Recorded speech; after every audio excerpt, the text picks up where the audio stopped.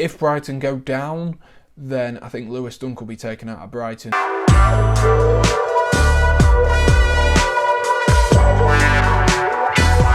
Hello and welcome back to the Premier League preview on my channel. This, as always, is the best place to come for any fantasy football tips. I say the best place to come. I've now dropped down in every league I'm in off the top spot in the table, so it's not necessarily going that good for me, but I don't listen to my own stuff. So if you guys listen to it, then maybe it might work. So I will put on screen now how the people I suggested last week did in terms of fantasy football, in terms of how many points they gained and goals, assists, whatever, clean sheets.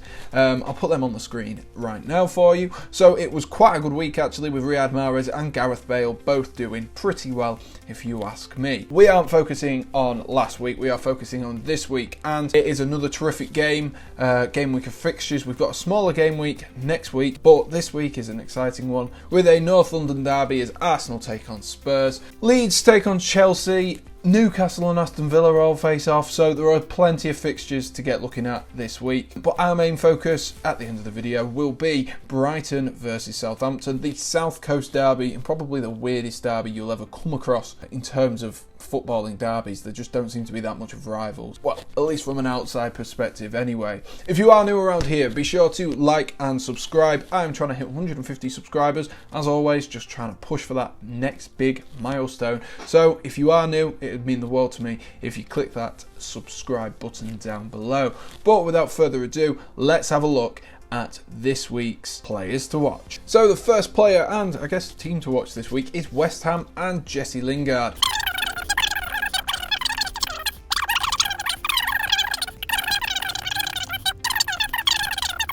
Soucek's goals seem to have dried up, but Jesse Lingard seems to be filling in that role pretty damn well, if you ask me. So I think it's a really important one. Can Jesse Lingard play this weekend? Wow, okay. Wow. So the first player to watch I was going to choose was going to be from Manchester United and West Ham, and choosing Jesse Lingard.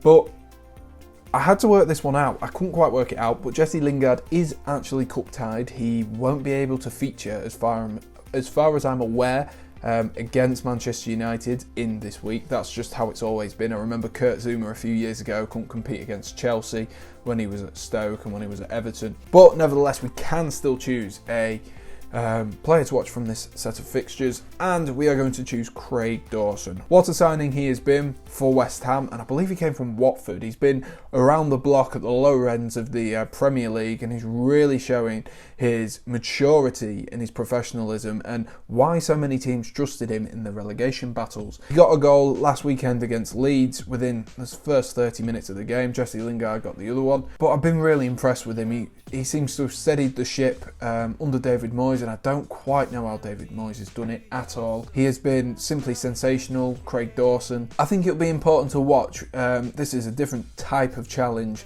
going up against the likes of Cavani, Rashford and Martial on his day. But I do think it is an interesting one to watch because of that. Craig Dawson, we know, is always a threat from corners and set pieces. Same with Soucek. And with Jesse Lingard not in the team, they might need the goals from elsewhere if they look to try and take a point from Manchester United. So that's why I think he'll be a vital player, not necessarily defensively, but the threat he poses in attacking areas when he comes up for set pieces. We have seen this vulnerable streak from Manchester United, and I think someone as physically powerful as the likes of Soucek and Craig Dawson could really exploit that. And it's a huge game for West Ham United.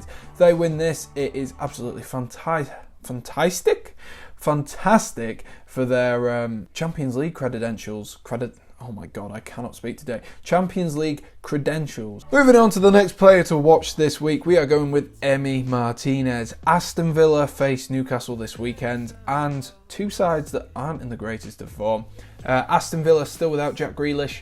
Always going to be a difficult one, really, isn't it? It's the star player by a long shot, and Aston Villa have just looked disappointing recently. Emi Martinez has been a fantastic shot stopper for Aston Villa, and he must go down as one of the best transfers this season. He has the second most clean sheets in the Premier League this season. That has really helped Aston Villa propel themselves from what I thought were going to be relegation candidates to a mid-table side. But this season they have been fantastic, and Emi Martinez has been part of that. He's just been a safe player, an easy player and a reliable player for Aston Villa. I think against Newcastle are going to create a few opportunities. We've seen it in recent weeks. They're sort of going through a mismatch of form. One week they'll look actually quite good, and the next they will be, how to say it, rubbish. That's the difficulty with Newcastle United. It depends what Newcastle team turns up, but I do think no matter what, Emi Martinez is going to be important to this Aston Villa team. When you're not scoring goals, you need to make sure you've got a good goalkeeper to stop the goals going in the other end, and that's exactly what Aston Villa have,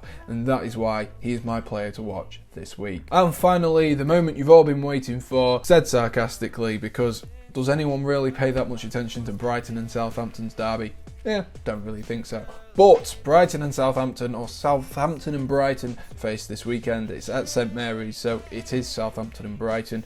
Both teams come into this really off the pace. Southampton, since they lost to Manchester United, have looked really far off the pace. They were in a bit of a slump before that, and it's just really pummeled them into a slump. Southampton did actually win a game the other week against Sheffield United, but that doesn't really say much. I'm pretty certain me and my mates could beat Sheffield United on the form they're currently in, and believe me, we are awful. But that aside, the focus for me is going to be on Brighton. Brighton have been underperforming so far this season. Fortunately, like I said, Southampton aren't in the best form, so it might just give them that luck that they need. I've been saying it all season long, Brighton just need some luck, that's all they need. I think they've got enough. They have looked impressive throughout the entirety of the season. Neil Maupay is their star man, and I think if you are going to watch that game, keep an eye out for him. Obviously Che Adams as well. Danny Ings is now injured, so keep an eye out on Che Adams as well. Offensively though, I think Lewis Dunk is another player that if Brighton go down, then I think Lewis Dunk will be taken out of Brighton and he'll be chucked in the likes of a Burnley. He's a very Burnley player. I think I could see him in one of those teams, especially if Brighton go down, but he is Brighton through and through pretty much. So it's an interesting set of fixtures. I'll be interested to see how this one sets up. I think it could be exciting, you know. Southampton seem to be conceding a lot of goals, Brighton creating all the chances they do. I think we could see a bit of a goal fest there.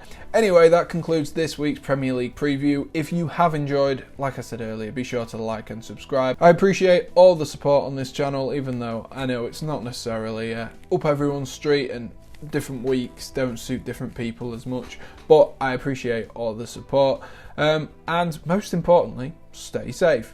Cheers.